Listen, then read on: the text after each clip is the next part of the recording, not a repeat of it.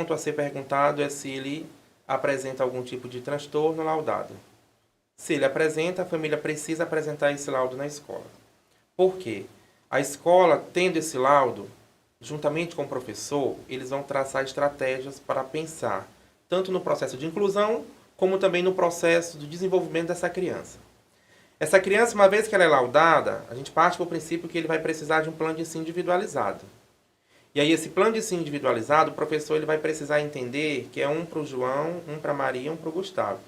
Não é um plano único para os três, porque eles são crianças, com características diferentes e o professor precisa se atentar a isso. Então, o professor que está ouvindo a gente, se o senhor tem aluno com qualquer tipo de transtorno, não só o TDAH, é interessante que o senhor tenha um plano de ensino individualizado, um para cada aluno. Professor Noélio, eu tenho o João e a Maria que tem TDAH. Professor, é um para cada, eles pensam de forma diferente e têm características diferentes. Tá? O primeiro ponto é esse. É pensar nesse plano de ensino individualizado. Segundo ponto, saber respeitar o limite de cada aluno desse. Não forçar, professor.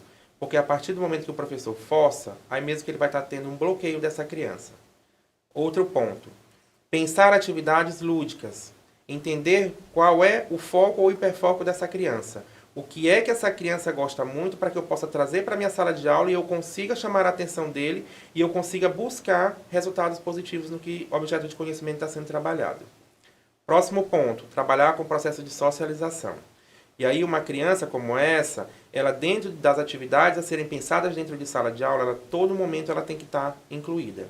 E aí o professor, ele vai traçar estratégias para que tanto a turma como a criança se sinta acolhida dentro do processo de ensino-aprendizagem.